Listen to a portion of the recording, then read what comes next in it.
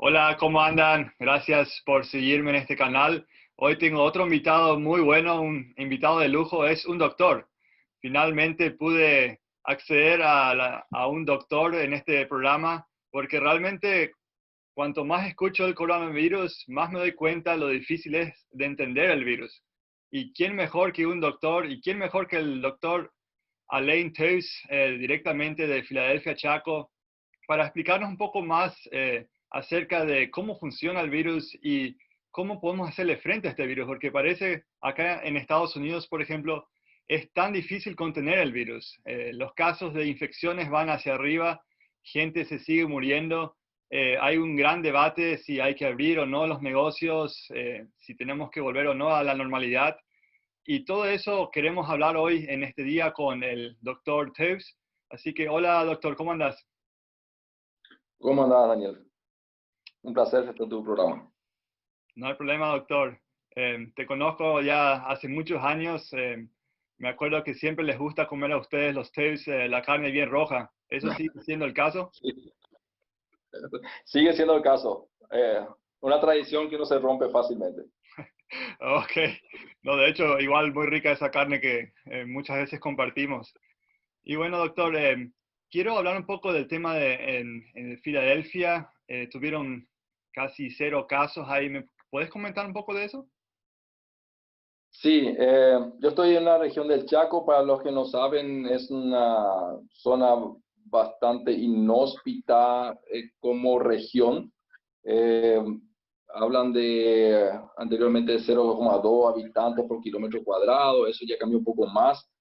Yo estoy en la zona urbana, que es Filadelfia, que tiene un poco más de 20.000 habitantes. Eh, y hay algunas aldeas aledañas y algunos pueblos también que no están a tantas distancias, pero dentro de todo Filadelfia mismo, como es la capital de un departamento del Paraguay, eh, ahí reside también la gobernación de este departamento, que es el departamento de Boquerón, y Filadelfia tiene su municipio y tenemos una población también muy heterogénea desde el punto de vista étnico.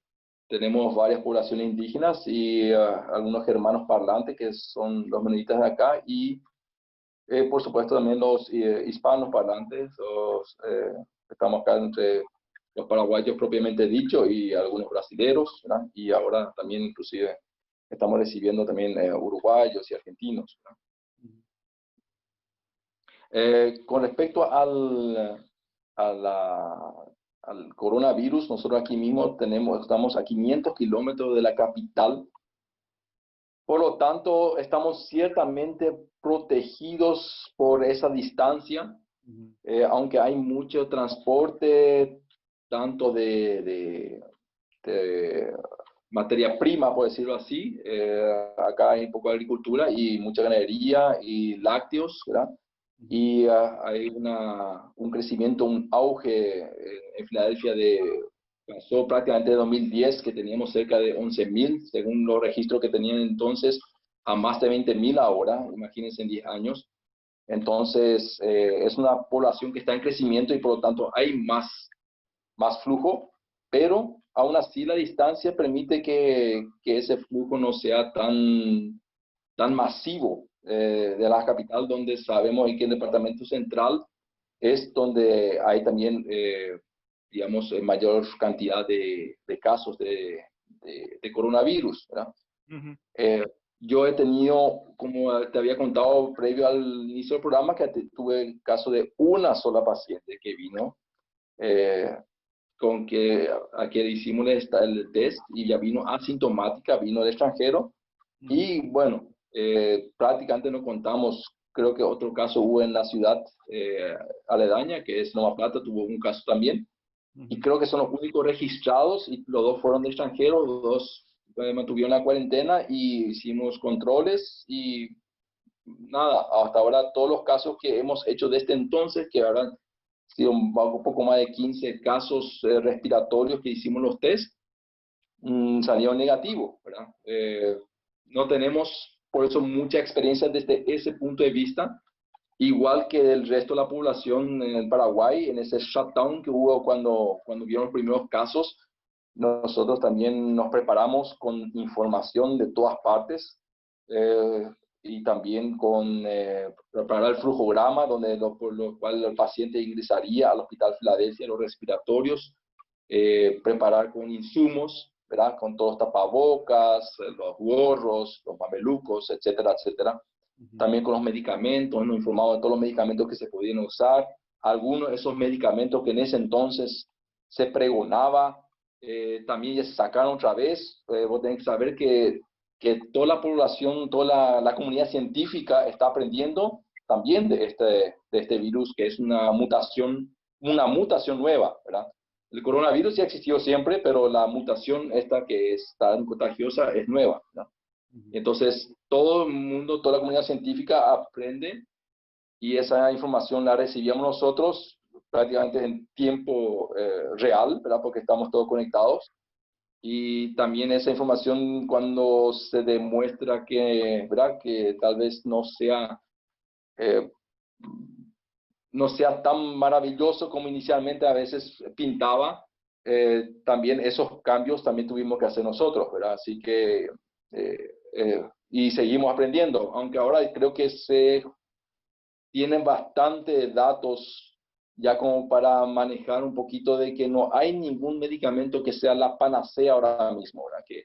Que con este medicamento sí o sí tenemos el 80% ¿verdad? De recuperación. Eso todavía no hay ese tipo de medicamento. Pero, claro, los rusos están probando nuevas cosas, los americanos, por supuesto, tienen el Remdesivir y, bueno, tienen otras opciones también. Y, bueno, el caso polémico, la hidroxicloroquina, ¿verdad? Que con el presidente Trump tanto promovió, ¿verdad? Que ahora mismo hay trabajos ambiguos con respecto a la hidroxicloroquina, pero viene mucha información de que también no es solamente una infección de pulmón, sino también hay características inflamatorias a nivel microvascular que también tenemos que tomar en cuenta, ¿verdad? Entonces ahora hay todos unos criterios que tenemos que conocer, ¿verdad? Que, bueno, que no viene ahora al caso en la entrevista, ¿verdad? Pero son técnicos donde nosotros ahí tenemos que decidir cuándo usar inclusive anticoagulantes, ¿verdad? Claro. Sí, en realidad es algo muy nuevo. Estuve leyendo que el SARS en el 2003, que fue una pandemia a menor nivel, Sí. fue algo muy similar al COVID-19, solamente que el COVID-19 como que no le están encontrando la vuelta. Lo interesante es que en el 2003, el SARS-CoV-1, creo que es el nombre técnico, con el tiempo se fue yendo por sí solo sin vacuna. Entonces, es un experimento que se hizo en el 2003, o más bien una observación, donde el virus se fue solo, diciéndolo fácil y prácticamente práctico. Y ahora con este COVID es mucho más fuerte, pensando que en el SARS, en el 2003, solamente murieron alrededor de 700, 800 personas, ¿verdad? Y 8.000 personas nomás fueron infectados. En el COVID-19 es bien diferente y no se le está encontrando la vuelta. Ahora, hay personas que se infectan que son muy saludables, hay otras personas que tienen la inmunidad un poco más baja, que me parece más lógico que se enfermen. Pero lo que no entiendo es cómo gente sana también se logra enfermar. ¿Tiene que ver con la genética? ¿Tiene que ver con otros órganos del cuerpo? ¿O sigue siendo un misterio eso donde inclusive la ciencia todavía no lo puede explicar? Yo estoy con el último comentario tuyo, más bien, o sea, de acuerdo, que tal vez sea que no estamos pudiendo encontrar todavía todas las explicaciones. Por cierto, es cierto que la mayoría de la gente que la pasa mal, por decirlo así, más simplemente, son la gente inmunocomprometidas, ¿verdad? He visto una estadística así que es abismal cuando es mayor a 75 años el número de mortandad, ¿verdad? De gente que muere, ¿verdad? Y que va reduciéndose entre ahí, cuando estamos hablando de encima de 60 hasta 75, es un gran número también, pero mucho menor. Y baja bastante cuando es menor de 60, ¿verdad? Pero ahí se explica muy bien todo ahí porque la inmunidad, yo que soy geriatra, te puedo decir, bueno, que se estudia también que la inmunidad va perdiendo su capacidad de respuesta a medida que va la edad y que tiene que ver mucho con los linfocitos. Entonces, mismo el tema de las vacunas, no sé si estás al tanto, pero hay algunos papers que salen que supuestamente después de unos meses se ha visto que los anticuerpos se redujeron, pero eso no significa que no está preparado el paciente que sufrió la patología, o sea, que sufrió el SARS-CoV-2 y que lo superó y que tiene anticuerpos de que después ya se puede volver a contagiar otra vez y puede tener una patología grave, ¿verdad? Ya que la respuesta a los linfocitos B, que son los que producen los anticuerpos, están ahí latentes. Entonces, una segunda infección puede ser que responda mucho mejor, ya que ya tuvo la infección previamente. O sea, no se puede sacar conclusiones todavía con respecto a eso. No porque desaparezcan los anticuerpos en un paciente que se curó, quiere decir que ya puede infectarse mal una segunda vez, ¿verdad? Son cosas que hay que tener en cuenta, ¿verdad? Con respecto a pacientes jóvenes que empeoraron y que tuvieron casos respiratorios graves y que sí existen, ¿verdad? Pero yo me acuerdo que fue sonado el caso de una criatura, o sea, un adolescente de 13 años, cuando eso vino así como una noticia llamativa en Bélgica, creo que fue, que fue así un suceso porque una niña de 13 años sana, ¿verdad? Falleció, ¿verdad? O sea, dentro de todo hay ciertos casos, ¿verdad? Y siempre se escuchan, pero no es la mayoría. Es más, se tiene que los niños pueden ser bastante asintomáticos y contagiar, pensando ahora en los niños, ¿verdad? Eh, y ahora hay trabajo también, ahora hay un trabajo en Suiza que también recibí que dicen, bueno, llamativamente en este caso en Suiza, vieron que, yo no me acuerdo el número de niños, pero eran más de 200, que se analizaron tenían el COVID, ¿verdad? Asintomáticos, pero y no contagiaron a su familia, ¿verdad? A sus padres. O sea, ¿qué pasó ahí? ¿Será que también, aparte de ellos que no dan síntomas, será que ellos también no transmiten tan fácilmente el SARS-CoV como serían los adultos? Hasta eso está manejando, ¿verdad? Por supuesto que es muy inicial, es un trabajo, es en Suiza nomás, son los casos muy pocos todavía, pero te digo, todas estas cosas van a tener que ir respondiéndose con el tiempo, porque ahora mismo no tenemos todavía todas las respuestas, ¿verdad? Aún no hay todas las respuestas. Lo que sí que podemos decir que en el 80%, para darte un número que es aproximado a lo que se ve en la mayoría, van a tener casos leves o asintomáticos. 80%. ¿Por qué? Porque son jóvenes también, muchos de ellos. Y que a medida que pasa la edad, los casos de mortalidad aumentan, pero bastante, ¿verdad? O sea, sí o sí, adultos mayores son los que más tienen peligro y especialmente aquellos que tienen polipatologías. Polipatología quiere decir muchas enfermedades de base, ¿verdad? Entonces, y dentro de los jóvenes, a que hace poco también murió alguien que fue todo un poco polémica porque tenía diabetes tipo 1 y falleció hace poco acá en Paraguay. Y la familia dice que no murió de COVID porque salió positivo, pero tenía una patología base y era renal y que ya estaba luego siempre cada tanto así se empeoraba y se internaba. Y yo digo, sí puede ser que la familia no pueda creer que sea el COVID, pero no es directamente el COVID lo que la mató, sino fue la que descompensó su patología de base, ¿verdad? Como aquí también tuvimos un caso de una paciente que murió de dengue, en realidad no es que de dengue, sino con dengue, porque tenía una patología de base desconocida por el paciente aparentemente, de una diabetes, era joven, ¿verdad? Y tuvo dengue y descompensó, ella no consultó, por supuesto, enseguida tampoco, ¿verdad? Y al final hubo una descompensación de la diabetes, ¿verdad? pero que si no hubiese tenido dengue, tal vez no hubiese ocurrido. Wow. Entonces uno muere ahí con dengue y no necesariamente por el dengue. O sea, en el único lugar o caso que uno puede estar seguro que muere, o sea, que muere por el dengue, es un paciente absolutamente sano que solo tuvo dengue. Ahí uno puede estar 100% seguro que es por dengue. Pero los pacientes que tienen otra enfermedad base, cualquier infección puede producir una descompensación de su cuadro de base. O sea, un paciente con una insuficiencia cardíaca puede tener una neumonía, ¿verdad? Una neumonía bacteriana o puede tener un cuadro gripal y eso le puede compensar su cuadro de base, ¿verdad? Entonces dice, no murió de gripe, murió de su insuficiencia cardíaca. Claro, pero si la gripe no hubiese tenido, no se hubiese compensado, ¿verdad? Entonces es una línea que hay que entender bien y que uno puede decir, bueno, entonces, ¿qué va a poner en el certificado de función? Y bueno, tienen que poner, no pueden no poner COVID, ¿verdad? Si fue en la causa tal vez que descompensó su enfermedad, ¿verdad? Puede poner tal vez diabetes descompensada, pero tiene que poner como segundo diagnóstico, por lo menos en el segundo diagnóstico COVID, ¿verdad? ¿Verdad? Porque fue tal vez la causa que descompensó su diabetes.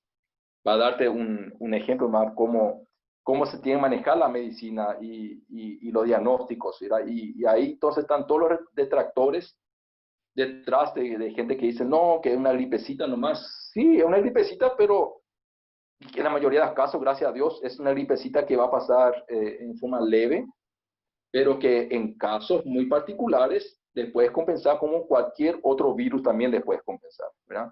Yo, por ejemplo, estoy pensando justamente en la influenza, que es algo con que convivimos hace mucho tiempo, ¿verdad? Y la influenza también ha matado personas. Nosotros hemos tenido una epidemia acá en 2009, no sé si te acuerdas cuando eso estaba todavía por acá, donde hubieron gente que falleció por esa, ¿verdad? La influenza, ¿verdad? El H1N1, ¿verdad? Y embarazadas que entraban en terapia y que fallecieron, ¿verdad? Porque la misma condición de embarazo ya es una predisposición a descompensarse, ¿verdad? Entonces uno dice, bueno, no es una gripecita nomás, ¿entienden? O sea, la mayoría de la gente que tuvo influenza tal vez tuvo fiebre y un poco de tos y congestión y se quedó en su casa y se curó, pero te toca mal, ¿verdad? Y le toca a alguien con una patología base, o sea, una enfermedad de base, y eso puede significar la muerte, ¿verdad? Entonces, no es, yo le llamaría una gripe, si quieren llamarlo así, pero la característica es que es muy contagiosa, ¿verdad? Y si pensamos que una influenza, para dar más un número, no es realidad, no es estadística, pero si la influenza entre niños de una escuela puede contagiar a 3, 4 compañeros, un niño con COVID va a contagiar a 15, ¿verdad? Y tal vez los 15 no van a tener más que un poco de congestión y un poco de febrícula, pero te digo que la facilidad con que se contagia este virus en particular es lo que lo hace tan característico, ¿verdad? Entonces, en vez de tener en un lugar una epidemia con 10 influenza en mi hospital, sí vamos a tener, pero si entra el COVID en un grupo, especialmente en un grupo con tal vez inmunidad reducida, como el grupo étnico de los pueblos originarios, ¿verdad? Que están hacinados y que la genética tal vez predispongan a ciertas infecciones respiratorias y todo eso. Yo puede ser que tenga aquí 100 pacientes, ¿verdad? Y eso es lo que sobrecarga al sistema de salud, ¿verdad? Que el hecho de que haya un pico, y la característica de Paraguay era justamente, o sea, la característica de Paraguay que todo el mundo por lo menos admira, es que no tuvo ese pico como hubieron otros países porque hicieron este cierre, ¿verdad? Prudencial. Entonces el pico se está evitando, no se está evitando, el virus se va a expandir, pero queremos que se expanda progresivamente, que no haya ese pico y donde nosotros no podamos atender pacientes porque no hay cama, ¿verdad? Que necesitan tal vez una internación y que tengamos 1000 pacientes para un hospital mío que puede albergar hasta 70, ¿verdad? De una vez. Y eso antes considerando pacientes con síntomas respiratorios, ¿no? Entonces es muy importante evitar el pico, ¿verdad? Porque se contagia tan rápidamente, tan masivamente, que el colapso se debe en el sistema de salud, ¿verdad? Y uno dice, bueno, ya tienen que venir y que explote todo. Y no, porque si viene progresivamente, podríamos por lo menos atenderle y muchos se podrían salvar, ¿verdad? De los casos respiratorios, ¿verdad? Porque si tienen el oxígeno necesario, tienen la medicación necesaria, podemos atender los parámetros, habrá que conocer muchos parámetros, ¿verdad? Los parámetros, tomar en cuenta los parámetros necesarios para poder mantenerle con vida y sacarle al paciente que viene grave, ¿verdad? Y esa es la gran diferencia, ¿verdad? No es evitar, no es evitar o retroceder el contagio. No creo que eso sea posible. Ni un país lo ha conseguido y no creo que nadie lo consiga. Lo que es enlentecer el contagio y ojalá enlentecer lo suficientemente bien hasta recibir la vacuna. Okay. Y que sea exitosa la vacuna, sí. No entiendo.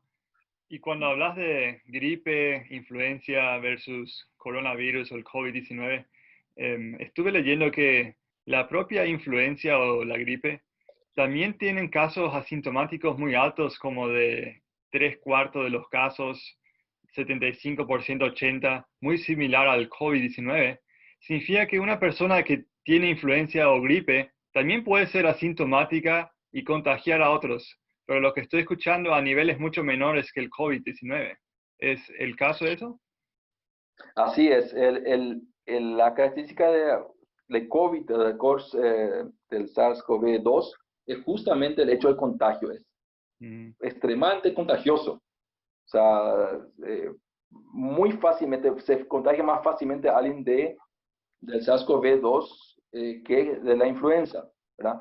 Ahora, en tema de mortalidad, tal vez no sea muy diferente, ¿entiendes?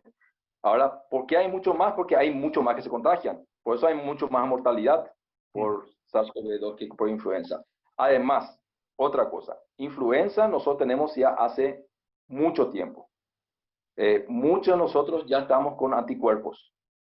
ujú. Muchos de nosotros ya fueron vacunados contra influenza, ¿verdad? Año a año se van vacunando gente, aunque haya tal vez un grupo de gente que no quiera vacunarse, etcétera, pero siempre hay contacto a través del contagio, como dijiste, ¿verdad? Tal vez en la niñez ya, ¿verdad? En la escuela ya uno tuvo contacto, aunque eso muta, uno tiene que saber que hay varios subtipos de influenza, Ujú. ¿verdad?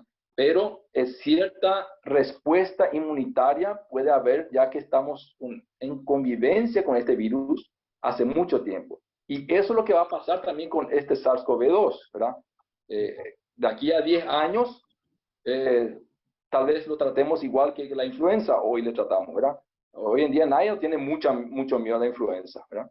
Ujú. Eh, para entonces ya habrá habido vacuna, ya habremos convivido con él, mucha gente habrá estado en contacto ya y va a formar anticuerpos.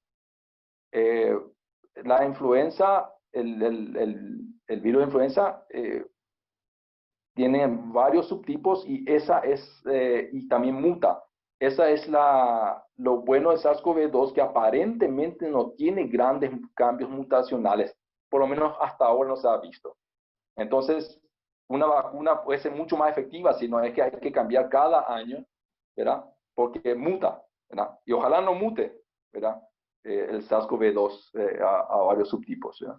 Ujú. Eh, Ahora, el doctor Sequera, que es nuestro epidemiólogo, que fue poco el artífice de la guía acá y que influenció al ministro de Salud para los cierres y eso, había dicho por los datos que él tiene que él no tenía mucha esperanza que sea así la vacuna totalmente eficaz.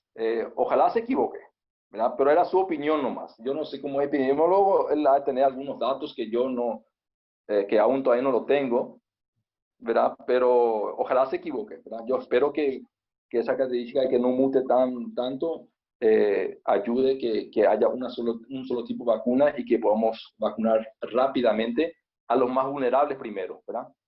¿Quiénes serían los más vulnerables? Bueno, primero, lo de la tercera edad, Ujú. y los trabajadores de salud, ¿verdad? Porque los trabajadores de salud están exponiéndose y están exponiendo a otros. Imagínate que yo pueda atender a un SARS-CoV y yo mismo puedo ser un portador sano y contagiar a todos mis otros pacientes, ¿verdad? Claro. Entonces, ahí están los trabajadores de salud y la tercera edad. Y por supuesto, pues van también los que tienen algún tipo de inmunocompromiso, ¿verdad? Que ahí están los diabéticos, los cardiópatas, ¿verdad? Etcétera, etcétera. Okay. Y en relación a las estadísticas, se nota que estás muy informado acerca del COVID-19.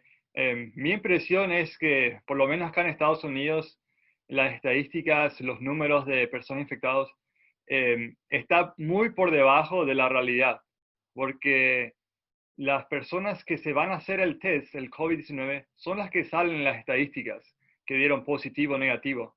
Pero si hay 80% de personas quizás sin ningún síntoma o asintomáticos, no entran en las estadísticas del COVID-19. Y eso es lo que me parece un poco curioso, ¿verdad? Que gente con mucha preparación, con gente analista, no toma mucho en cuenta que las estadísticas, según mi punto de ver, realmente están completamente erróneas. Inclusive el cálculo de muertes de acuerdo a infecciones, en mi parecer, está totalmente falsa, o no completamente falsa, pero realmente no certera por todas las personas que no se hacen el test, ¿verdad? Em, ¿Qué pensás tú acerca de las estadísticas que se publican? Bueno, el tema que por eso es a nivel científico luego y creo que por lo menos por lo que yo escuché siempre y acá con Sequera, el doctor Sequera, que él, como te dije, el epidemiólogo, él había dicho luego que siempre hay un número que hay que multiplicar por lo menos por 3, ¿verdad? De los números. Pero él no puede dar eso porque no están confirmados, pues, ¿verdad? Entonces, a ciencia cierta, ellos son te pueden dar esos números. Por eso, cuanto más test se hacen, va más con la realidad, ¿verdad? Pero se tiene que hacer muchos test. Y en Paraguay luego no estamos haciendo muchos test. Vamos a empezar ya por ahí, ¿verdad? Eh, Nosotros nos damos cuenta nomás que estamos bien porque en los hospitales no están abarrotados nomás de casos respiratorios. Porque eso no se puede esconder, ¿ya? Si tenemos 200 casos respiratorios internados en INERAM, por ejemplo, que es un centro respiratorio, obviamente ahí vamos a ver que estamos mal, ¿verdad? Ujú. Eh, pero estadísticamente, porque así manejan ellos son de manejarse con los números que tienen. Y uno va a decir, es erróneo, sí, pero es lo más cercano que ellos pueden documentar. Y no es que, yo no creo que la gente, bueno, en Estados Unidos no sé cómo va a ser, ¿verdad? No es aquí que quieren esconder, acá incluso que querrían tener más datos tal vez para informar de que hay muchos casos, para que la gente se cuide, porque nuestro sistema de salud de por sí luego ya estaba colapsado antes del COVID. Yo te estoy hablando a nivel estatal, ¿verdad? Y este virus, si viene y se esparce, no hay suficientes lugares o hospitales para albergar esa cantidad que ni siquiera en Italia pudieron albergar, ¿verdad? Los casos respiratorios, ¿verdad? Lugares bien preparados, en teoría, ¿verdad? Porque eso va a ser una catástrofe, ¿verdad?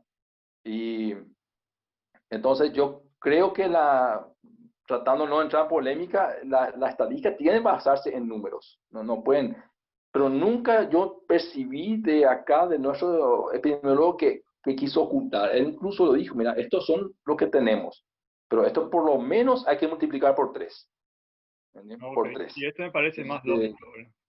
sí, pero no puede dar esos números, no puede decir, en Paraguay hay, supongamos que ahora tenemos, yo qué sé, que haber casos, ahora ya no tengo las últimas cifras, ¿verdad? Pero estamos ya llegando en total desde que se inició casi 2.000 casos, ¿verdad?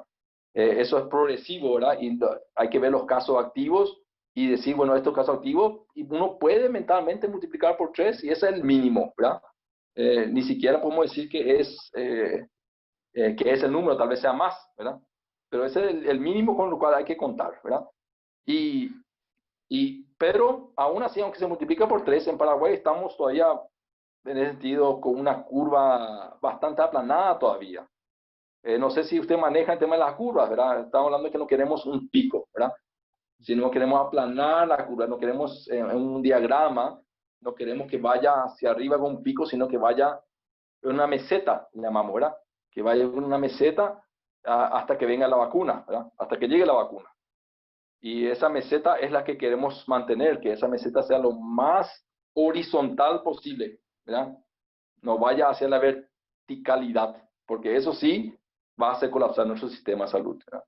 Claro. Y bueno, ahora mismo en Latinoamérica, Paraguay y Uruguay estamos bastante bien todavía gracias a las medidas que se tomaron en forma temprana, ¿verdad? Agresiva con respecto al aislamiento. Lo que veo ahora mismo es bastante relajamiento en mi país en particular, ¿verdad? Me refiero a los cuidados. Antes parece, cuando empezó recién, cuando no había casi ningún caso, la gente se cuidaba mucho más. Ahora veo mucha gente que quiere salir sin tapaboca, o no se preocupa de lavar las manos o la distancia, un poco algunas aglomeraciones por la calle, ¿verdad? Eh, es lo que estoy viendo yo. Me parece que está relajándose un poco más y es lo que en las noticias siempre, en todos los noticieros, cada vez que yo veo, siempre están dando esa alarma. Hay más libertad ahora, estamos en fase 3 y queremos entrar a fase 4, ¿verdad? Que es de la apertura, ¿verdad? Que hace el gobierno. Pero cuanto más apertura, más cuidado deberíamos tener, ¿verdad? Claro. Bueno, doctor, gracias por todas las reflexiones e información que nos pasaste. Realmente es de mucha utilidad. Me abriste los ojos en varias áreas y ojalá que se pueda vencer, como dices, horizontalmente el virus, que haya una vacuna y realmente como ciudadano paraguayo, también darte las gracias de estar en frente de esta guerra, de verdad, con la enfermedad tan fuerte, una pandemia, y que ustedes del cuerpo médico están dando la cara y exponiéndose, como tú dices, a ti mismo y a muchas personas. Así que te agradezco todo el esfuerzo que hacen como equipo médico allá en Filadelfia. Un saludo a todos y muchas gracias por tu tiempo. Muchas gracias. Chao, Dani. Saludos. Ok, bye bye.